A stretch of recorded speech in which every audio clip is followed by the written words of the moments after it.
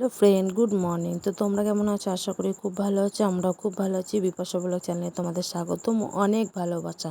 তো দেখো, লুচি দেখি আমি আমার ব্লগটা চালু করলাম। আর এদিকে দেখো রান্নাঘরে চলে এসেছি। রান্নাঘরে তোমাদের ঘুরে একটু দেখালাম। আর এদিকে দেখো এক কড়াই আলুর তরকারি বসিয়ে দিয়েছি। তো এইটা দিয়েই আমাদের সকালবেলা জল খাবার হবে। তো এই দেখো, আগে লুচি খেলো মেয়ে আর শাশুড়ি। আর এদিকে দেখো বোন খাচ্ছে মুড়ি তরকারি দিয়ে, আমিও মুড়ি খাচ্ছি। আর মা পুজো দিচ্ছে, তার জন্য মা একটু পরে খাবে। তো এদিকে দেখো খাওয়া দাওয়া মানে সারা হয়ে গেল। আর আমি একটু যাব দোকানে, কারণ বাবা এখন যেতে পারবে না, আর ভাই অফিস চলে গেছে।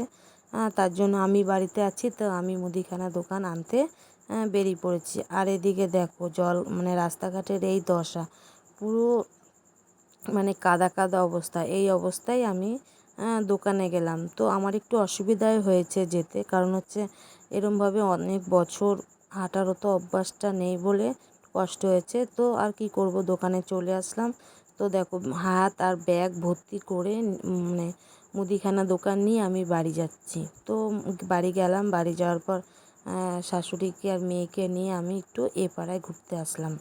তো একটু বাড়ি সবার বাড়ি ঘুরলাম, যেহেতু আমি আজকে বাড়ি চলে আসব।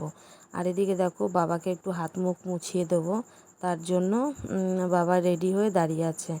আবার রান্নাঘরে ঢুকে গেলাম। ঢুকে যাওয়ার পর রান্না হয়ে গেছে। বাবার জন্য পাঁচমিশালি তরকারি দিয়ে মাছ দিয়ে তরকারি হয়েছে, এদিকে পটল ভাজা, এদিকে পুঁই শাক উনুনে, আর চাল কুমড়ো ঘন্ট হয়েছে, আর হচ্ছে ডাল।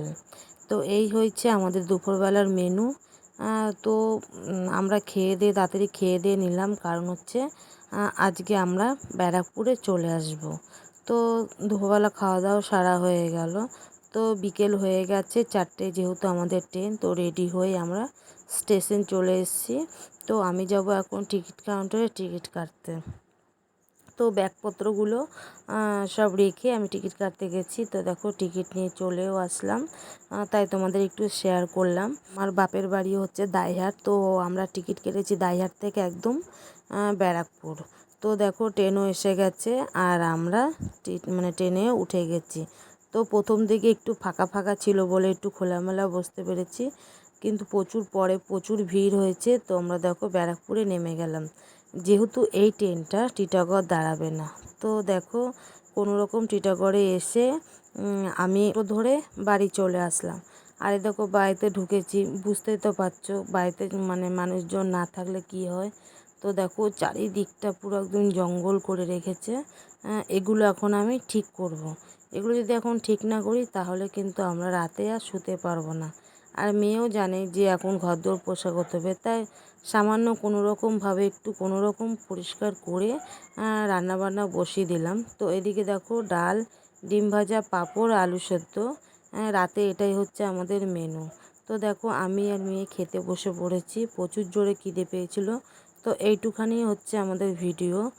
যদি তোমাদের ভালো লেগে থাকে তাহলে অবশ্যই কিন্তু আমাদের লাইক করতে ভুলবে না, আর পেজটাকে কিন্তু ফলো করে দিও।